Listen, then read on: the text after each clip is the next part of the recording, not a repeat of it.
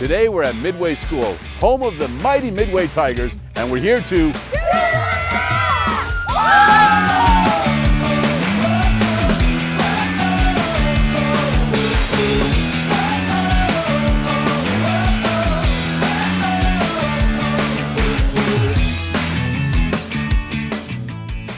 All right, last time the students at Midway School were working on positive and negative numbers, and they all came up with the answer of 0, which was nice. Nobody had some other weird answer or anything like that, so they all were in consensus with that.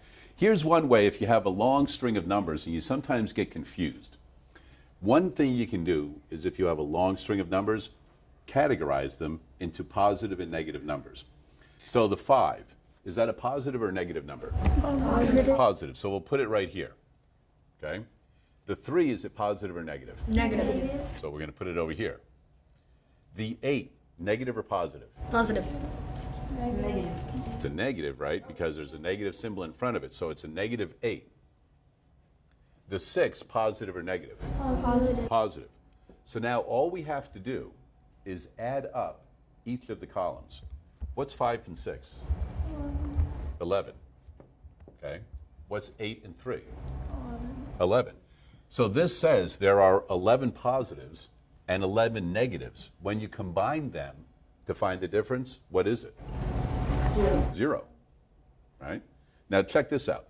Let's say we had we're going to leave that positive and we're going to put a negative, what do you want to put? Negative what? 7. 7. All right? So let's say this was our problem. All right? All we would do is take that negative 7 and add it to this, because it's a negative. This now is 18.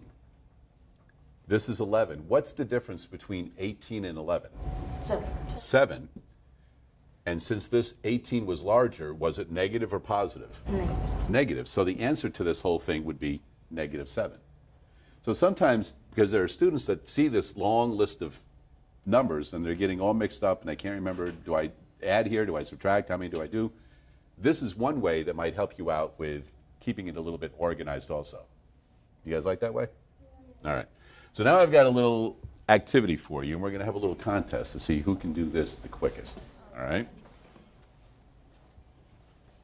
Competition's always fun. So all you're going to do is add and subtract. Okay? No multiply or divide here. You're just going to add and subtract. So, on that page, you can see there are positive and negative numbers. Okay? So this, each of you just take a couple out of there, like a little handful. All right, so each of you grab a little handful of markers right there.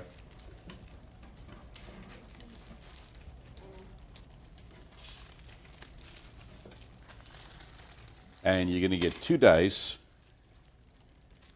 for you to play. So what we'll do is, instead of all 4 of you using the same one, we'll go ahead and split you guys into pairs.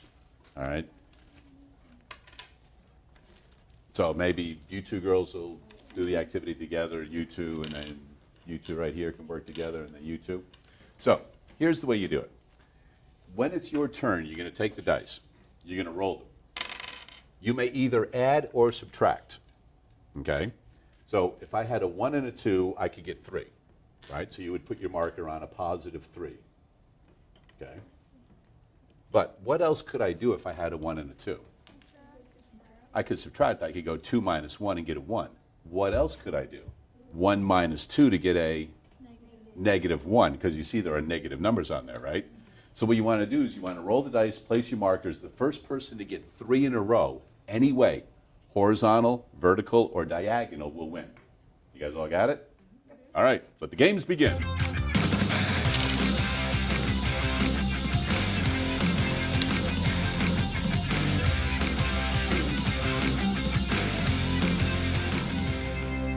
So there's different ways you guys can do it. So when you roll, you both could use these numbers, but if you do, and you put it on the same number all the time, you'll both get the same answers.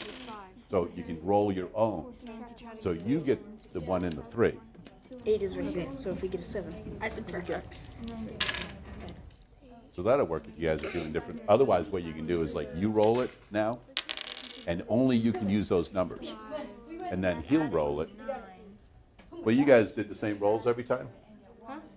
Did you one person roll and you both use the numbers? All right, so here's what I want you to do this time.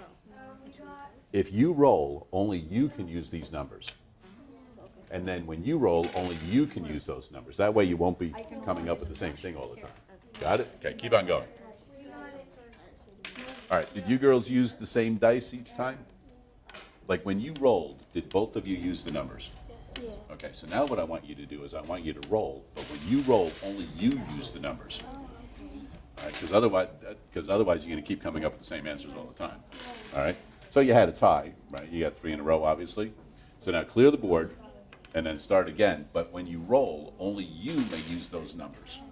All right?